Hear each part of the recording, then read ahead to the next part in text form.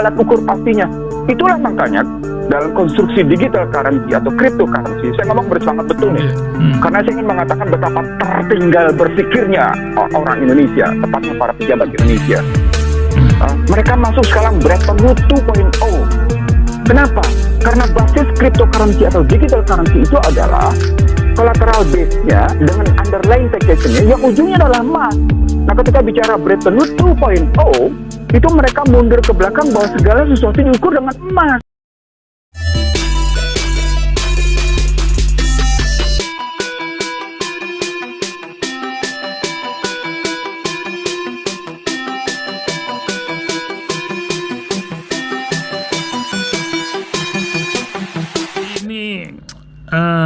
Barusan ini urusan zakatnya. Ini negeri memang luar biasa.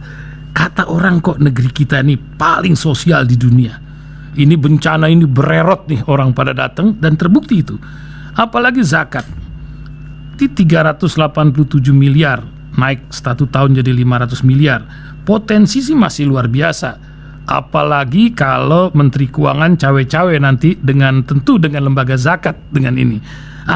Bang Ihsanuddin Nursi lihatnya bagaimana ini antara pengelolaan negara ini, kok jiran kita Malaysia bisa tuh urusan zakat masuk ke dalam sebuah proses pajak dan lain-lain. Bagaimana Alkisah, Bang? Bismillahirrahmanirrahim. Sebenarnya ada satu mekanisme yang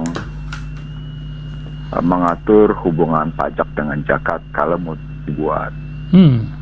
Yakni ketika orang bisa membuktikan bahwa mereka membayar zakat 2,5% dari harta kekayaan mereka untuk zakat mal, betul, dan mereka juga bayar pajak, maka pajak dikurangi zakat itu sudah terhubungkan satu sama lain. Harus. Tapi bukan soal penerimaan zakat dan penerimaan pajaknya yang jadi masalah. Konsepsi dasar dari zakat dan pajak itu berbeda sekali. Kalau dalam pajak, no taxation without representation. Jadi pajak itu berhubungan dengan kepercayaan masyarakat terhadap para wakil-wakilnya. Ada hubungan antara pembayaran zakat dengan politik.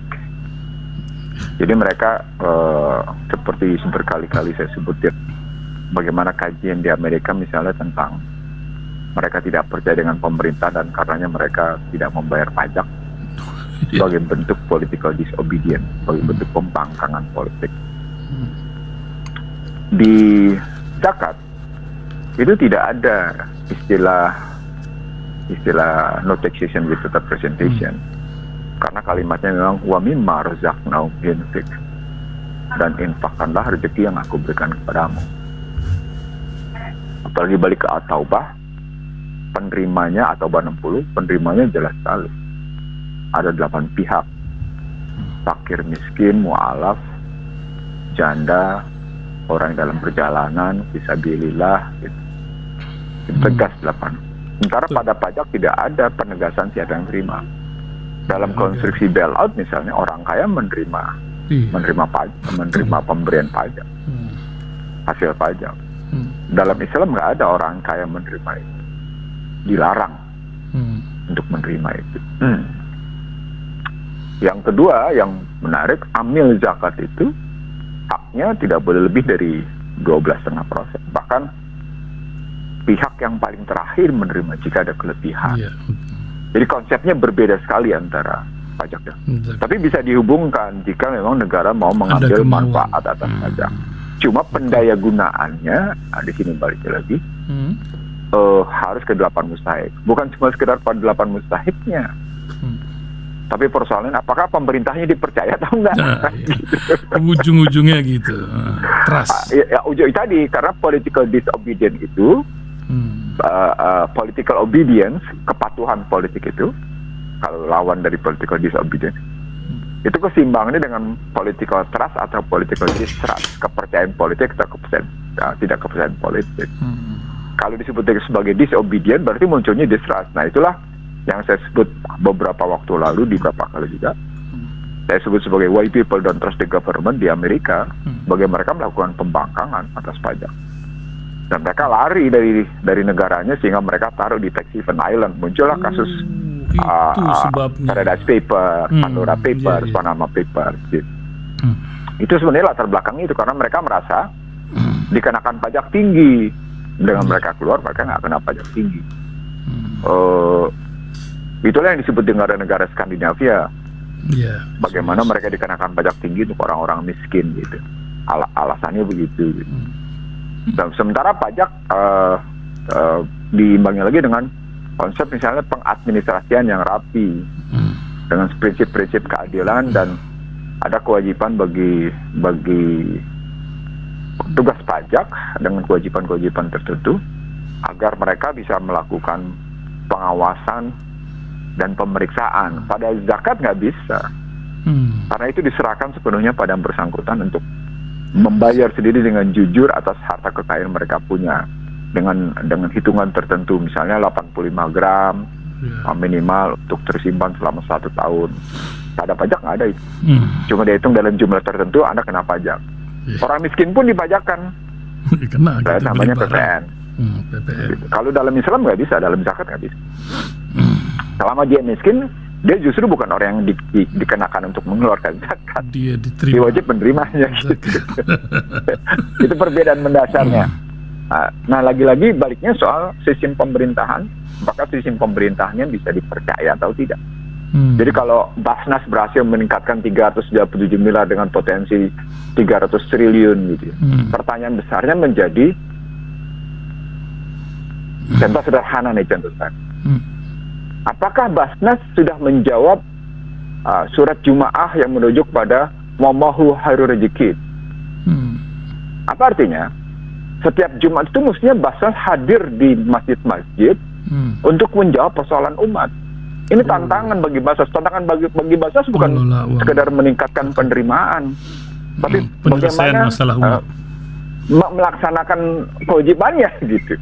Saya ngajukan pertanyaan deh misalnya, apakah Basnas sudah melakukan tantangan surat Jumaah yang ujungnya adalah Wallahu Khairur Rezeki? Apa itu Wallahu Khairur Rezeki? Ya itu tadi 8 mustahikin terpenuhi, terutama mereka yang kena riba. Berarti nggak Basnas menyelesaikan umat yang terkena riba tapi tidak mampu bayar, sehingga mereka tidak hidup sempoyongan walaupun kelihatannya tegak berdiri, sehingga jalan raya lebih tertib disiplin karena problematiknya umat kena riba semua gitu. Contoh sederhana aja, nggak usah jauh-jauh contohnya. Bebaskan masyarakat ini dari riba, ayo kerjain Basnas, bisa nggak? Gitu. Lawan itu deh, lawan satu. Basnas bertugas untuk membebaskan masyarakat Islam dari riba gitu.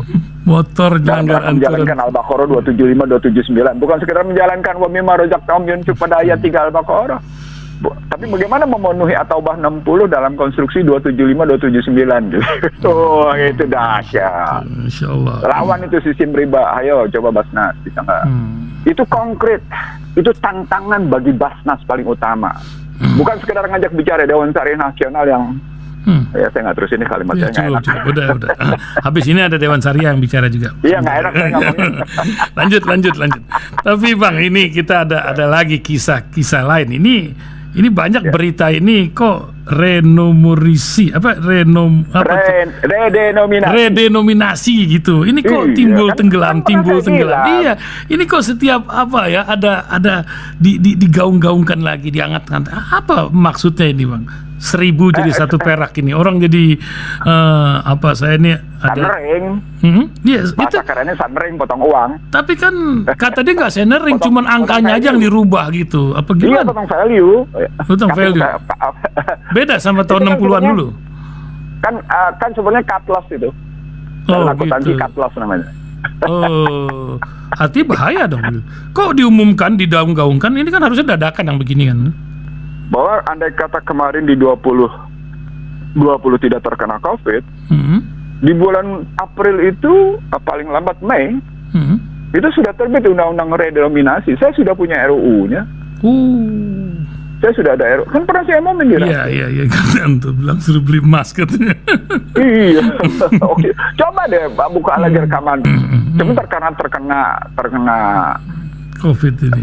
COVID, Bila hikmah. Ya. mereka tidak melakukan pembahasan. Sekarang mereka merasa pertumbuhan 5% lagi gitu ya. 5,4 katanya. Untuk tahun 2021. Mereka punya peluang lagi untuk itu artinya sesungguhnya mereka ngakuin bangunan perekonomian yang mereka hasilkan itu lemah. Kenapa? Karena ternyata tidak mampu mengimbangkan prinsip nilai tukar relatif. Jadi kan begini ya ngelihatnya. Wah, ini seru nih. Agak panjang ya sedikit ya, apa-apa ya. Silakan. Pertanyaan pertama adalah berapa sesungguhnya harga mata uang rupiah?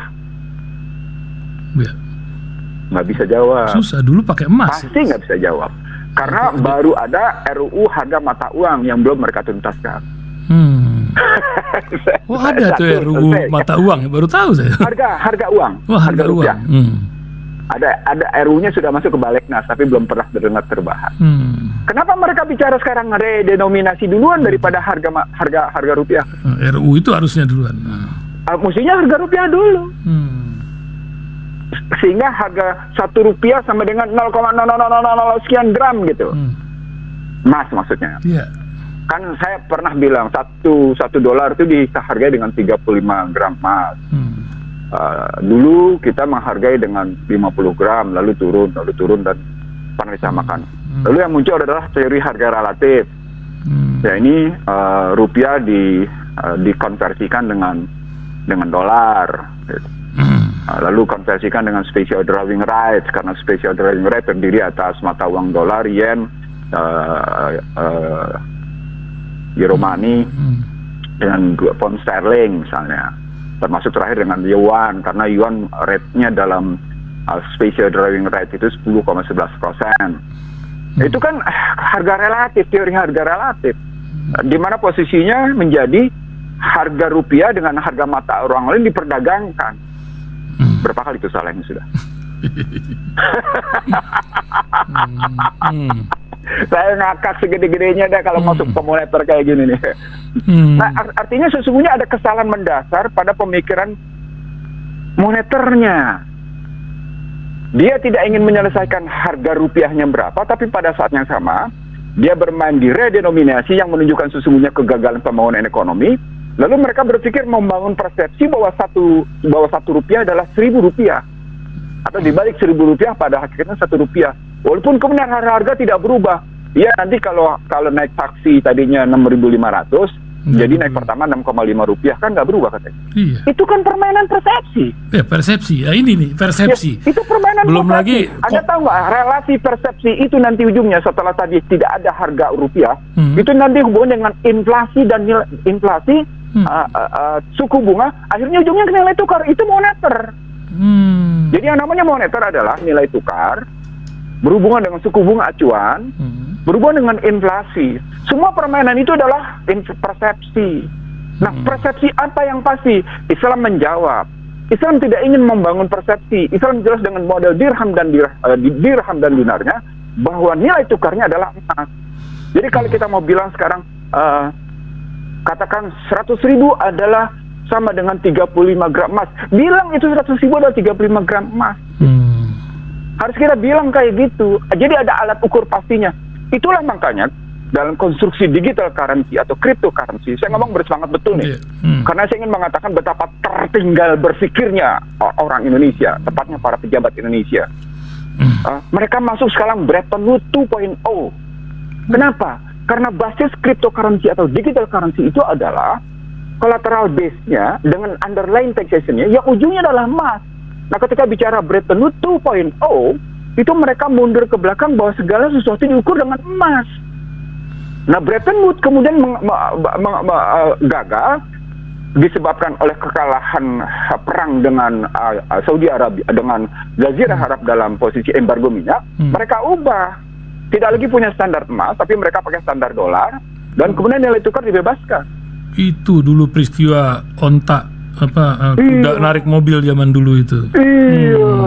Jadi judulnya artinya sesungguhnya ketika sekarang dibalikin lagi dengan Bretton Woods 2.0, 2.0, itu mereka mau kembalikan ke emas. Kenapa? Karena memang ujungnya nanti ketika cryptocurrency atau digital currency, seluruh bank sentral itu mendasarkan dirinya pada emas untuk menunjuk bahwa mereka layak melakukan transaksi proper and comply to transaction because the collateral based and underlying transaction. Gitu loh. Sekarang Indonesia bilang kita mau mempercepat digital currency. Ya iyalah, di digital currency dipercepat, cadangan emas lo berapa? Sementara ini yang namanya Rusia, Cina, dan beberapa negara yang mau masuk dalam digital currency terus-menerus menumpuk emas. Karena mereka sedang akan bertarung dalam posisi digital currency-nya, karena digital currency suka tidak suka akan berlaku dengan kemajuan teknologi dan basisnya adalah Anda boleh dipercaya melakukan transaksi karena memang Anda punya kekayaan. Kekayaan diukur. Apaan? Cadangan emasnya sekian, 8.347 ton misalnya gitu kalau Amerika. Lalu Cina berapa? Oh, Cina sekarang mulai mengubah posisinya. Cadangan emasnya terus dinaikin dari mulai ke surat-surat utang dolarnya terus diubah dengan itu cadangan emas Rusia, gitu. Yang sudah di gudang ada emas beneran atau dalam alam sendiri gitu, kayak kita di Papua lagi Heng Hong sekarang ini kan, atau gimana, Bang? Kalau begitu ceritanya dia ada alam sendiri, itu yang saya sebut dulu di tahun 2000 dalam konsep saya di halaman 1 di sebuah media nasional, saya sebut sebagai securitisasi aset. Jadi ada pihak yang melakukan penilaian atas sumber daya alam emas kita, atau sumber daya mineral kita yang setara, yang bisa diukur dengan emas. Lalu dengan pengukuran kekayaan itu, diketahui depositnya berapa, nilai ekonomisnya kayak gimana, diterbitkan suratnya, maka kita punya nilai tukar. Disitulah sesungguhnya sekuritisasi. Jadi konsep cryptocurrency, konsep digital currency, sesungguhnya adalah sekuritisasi yang basisnya adalah sumber daya alam yang diukur berapa besar depositnya, berapa besar kekayaannya. Gitu ngelihatnya. Nah, jadi ketika masuk ke redenominasi, sesungguhnya sebuah kegagalan pembangunan ekonomi. Tapi dimainkan dengan persepsi, kita nggak akan turun kok harga-harga. Iyalah, harga-harga nggak turun. Coba terjemahkan dulu harga uang itu apa. Jadi dalam YouTube saya sebut, uang itu punya mana apa? Apa mana uang? Dalam ilmu ekonomi, uang itu kan untuk menunjukkan kekuatan perekonomian satu bangsa. Jadi apakah satu bangsa itu punya ketahanan perekonomian, punya kekuatan perekonomian, itu diukur dengan mata uangnya. Jadi ketika mata uangnya dipotong, berarti lemah.